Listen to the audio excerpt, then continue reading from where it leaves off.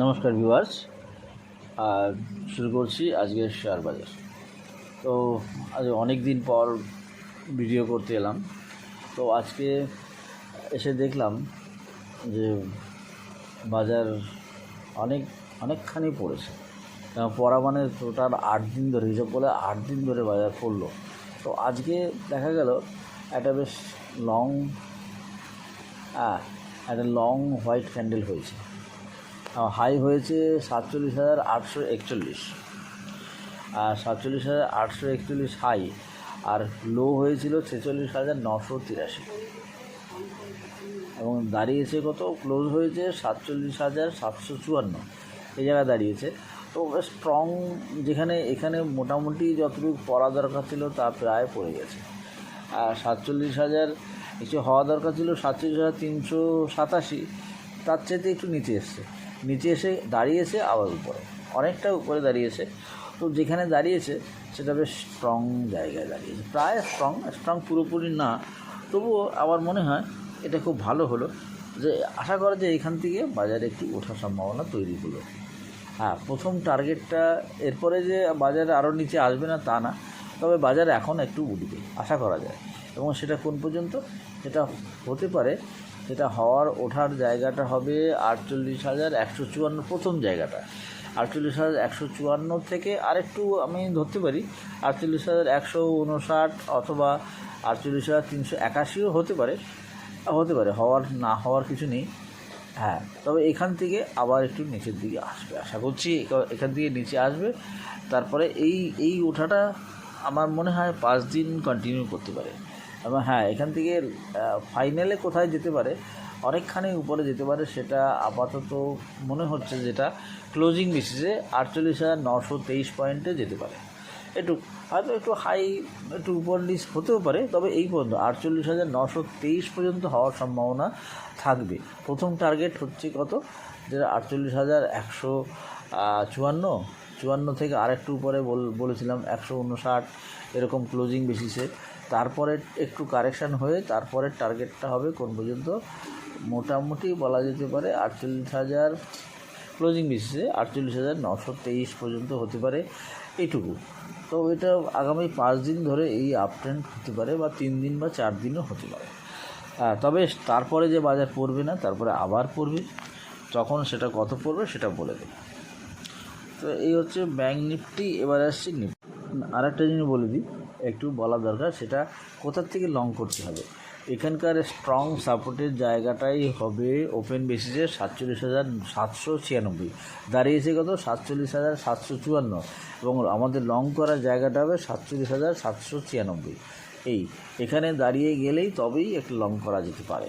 তো এই হচ্ছে এটুকুই বলার ছিল। এরপর আসছে নিফটি। কীরকম হয়েছে, দুদিন বেশ একটু আপ ট্রেন্ড হওয়ার সম্ভাবনা তৈরি হয়েছে। আজকে একটা হাতুড়ি হয়েছে, যেহেতু অনেকখানি পড়ার পরে একটা হ্যামার সিগন্যাল এসছে, সেজন্য আশা করি এইখান থেকে একটু উপরে যাবে, এবং সেই উপরে যাওয়াটা কোন পর্যন্ত হবে, উপরে হওয়ার জায়গাটা হবে 22,300 পর্যন্ত, এরকম একটা ফার্স্ট টার্গেট। এবং এখান থেকে লাস্ট টার্গেট হতে পারে, এখান থেকে শেষ টার্গেট হতে পারে 22,569, এরকম একটা জায়গা। তো এর মধ্যে এটুকুই। তবে প্রথম টার্গেটটা হবে কোন পর্যন্ত, যেটা বলেছিলাম 22,000, আমি দেখছি 22,000 হাই বেসিসে 22,300, তারপরের টার্গেটটা হবে সেটা ওই পর্যন্তই, 22,000 লো বেসিসে বলা যেতে পারে 22,560, এরকম একটা জায়গা, অথবা এরকম আরেকটু নিচেও হতে পারে ক্লোজিং বেসিসে 22,475। তবে আমার মনে হয় না, আরেকটু উপরে যাবে মনে হয়, হতে পারে। তো এই হচ্ছে মোটামুটি নিফটি। এবারে একটা শেয়ার সম্বন্ধে বলবো, যেটা অনেক দিন বলা হয় না, অনেক দিন ধরেই আমি শেয়ারটা দেখছিলাম। সেটার নাম হচ্ছে লুপিন। যা আমাদের চার্ট ফরমেশন যা হয়েছে, তাতে মনে হয় লুপিন আগামী দিনে একটা নিউ হাই দেওয়ার মতো অবস্থা হয়েছে। সেটা কোথায় যেতে পারে, সেটা এখান থেকে যা দেখতে পাচ্ছি, তাতে তার 17,050, 1750, এই 1750 পর্যন্ত আপাতত যাওয়ার সম্ভাবনা তৈরি হয়েছে। অনেক দিন ধরে একটা কারেকশান হচ্ছিল, হ্যাঁ কারেকশানটা খুব ছোটো হয়েছে। এই কারেকশানটা ছোট হওয়ার মানে হচ্ছে এখান থেকে অনেকটা দূর যাবে, এর টার্গেট অনেকখানি বেড়ে গেল, যেটা হচ্ছে কত 2000 ক্রসও করতে পারে।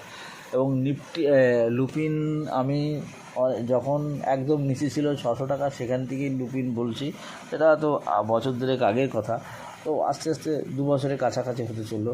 তো সেখান থেকে আজকে 1700 টাকা টাচ করে গেছে একবার, আবার 1700 টাকা ক্রস করে যাবে, এবং এটা মনে হয় অনেকটা উপরে যাবে, আপাতত 1750 যাওয়ার পরে ও ধীরে ধীরে 2000 যাবে এবং 2000 ক্রসও করবে। তারপরেও ওর হতে পারে, সেটা কত সেটা এখন বলছি না, সেটা ধীরে ধীরে বলবো। কারেক্টগুলো ধীরে ধীরে ওর টার্গেটগুলো তৈরি হয়। তো আপাতত মনে হচ্ছে 1750-এর পরে 2000 পর্যন্ত যাওয়ার সম্ভাবনা আছে, সেটা ধীরে ধীরে টাইম লাগবে অনেক। তবে স্টক যতগুলো যখন বাজার বেড়ে গেছে, অনেক বাড়ছিল, তারপরে যে কারেকশানটা হচ্ছে, এই কারেকশান হওয়ার পরে যতগুলো স্টক আমি দেখেছি তার মধ্যে যেগুলো ওঠার সম্ভাবনা বেশি ছিল, তার মধ্যে লুপিনের সম্ভাবনা ভীষণ ভালো এবং সে উপরে যাওয়ার সম্ভাবনা প্রচুর আছে। এবং যারা কিনেনি তারা আমার মনে হয় তারা একবার কেনা উচিত, কিনে একটা শর্ট টার্ম ভালো প্রফিটই হবে।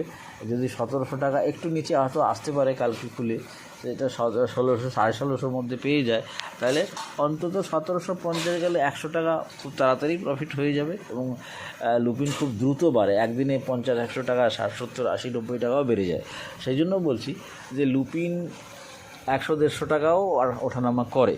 সে লুপিন যারা নেই তাদের পোর্টফোলিওতে, তারা লুপিন আমি কিনতে অনুরোধ বলবো, যে কিনলে পরে সহজেই একটা প্রফিট হতে পারে এবং লং টার্মের জন্য খুব ভালো।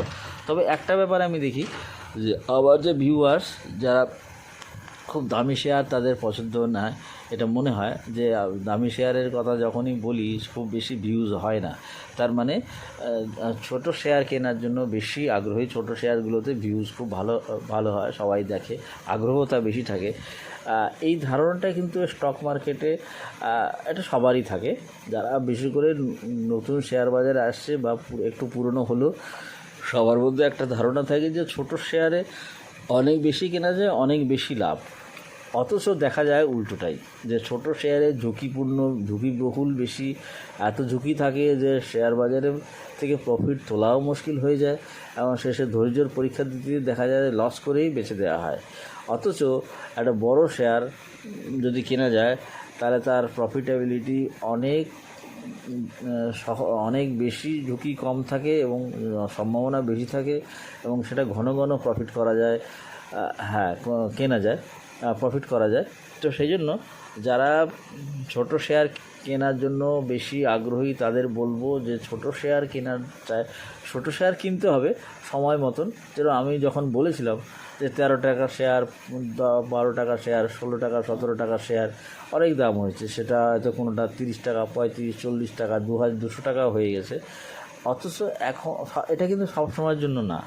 এখন যদি বলা যায় ছোট শেয়ার কিনে আমি প্রচুর প্রফিট করবো ঘন ঘন, সেটা কিন্তু সম্ভব না। ছোট শেয়ার সব শেয়ারই উঠতে এখন অনেকটা সময় লাগে। আমি আগের ভিডিওতে বলেছি কেন হয়, সেটা এক্সপ্লেন করেছি। এর মধ্যে বড় শেয়ারগুলো যেগুলো ভালো রেজাল্ট এসছে, ভালো অবস্থা তৈরি হচ্ছে, চার্ট ফরমেশন ভালো হচ্ছে, সেগুলো এখন অবশ্যই কিনতে হবে এবং কিনে আর ছোটো শেয়ারগুলো, ভালো শেয়ারগুলো ছোটোর মধ্যে, সেগুলো যদি নিচে থাকে সেগুলো অ্যাকুমুলেট করতে হবে। আর বড় শেয়ারগুলো যেগুলো হয়ে গেছে সেগুলো কিনে চটপট প্রফিট করতে হবে।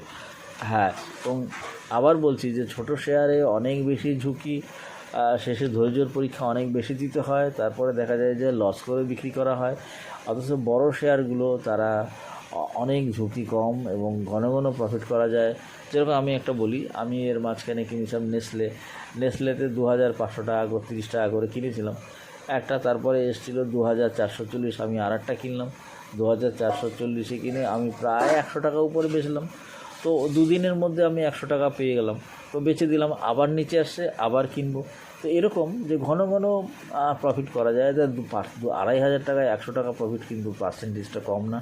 ভাইরাস একটা বড় ছোট শেয়ার যদি আমরা 5000-10,000 কিনি তাহলে এটা সম্ভব হয়, তাহলে এবং ছোটো শেয়ারের 20 পয়সা 15 পয়সা 25 30 পয়সা 50 পয়সাই বাড়বে, বেশি হলে খুব ভালো সময় হলে 1 টাকা 1.5 টাকা বাড়ে, সেটা খুব কম সময়, বেশিরভাগ সময় সেটা হয় না। আর সেই জন্য আর যদি দেখা যায় যে আমরা ছোটো শেয়ার মানে 100-200 শেয়ার কিনি, তাহলে 10 পয়সা 15 পয়সা বা 50 পয়সা প্রফিটে আমাদের মন ভরে না, সেটা বিক্রি করা হয়ও না। সেই জন্য যে ছোটো শেয়ারের চাইতে বড় শেয়ার অল্প কিনে অনেক বেশি প্রফিট করা যায় ঘন ঘন, এবং ঝুঁকি কম থাকে এবং প্রফিট করার খুবই সুবিধা হয়। সেই জন্য আমি বলবো যে অভ্যাসটা চেঞ্জ করা দরকার, বড় শেয়ারের দিকে অবশ্যই কেনা দরকার। শেয়ার বাজারে থাকতে হলে সব ছোট বড় সব কিছুতেই প্রফিট করা যায়, যখন যে সুবিধা আসবে তখন সেটাই কিনতে হয়, বাঁচতে হয় না। ছোট কিনবো ছাড়া বড় কিনবো না, এ ধরনের ভাবনাটা মোটেই ঠিক না। সেই জন্য ভিউয়ার্সদের আবারও রিকোয়েস্ট বলবো যে তারা যেন বড় শেয়ার হলেও তারা দেখে এবং কেনার মানসিকতা তৈরি করে। আর আজকে মোটামুটি এই পর্যন্ত বলেই শেষ করছি, কেননা অনেক রাত হয়ে গেল, 11:20 বাজে, আমার এখনও ভিডিও পাঠানো হয়নি, তো সেই জন্য এখানেই শেষ করছি। Thank you viewers.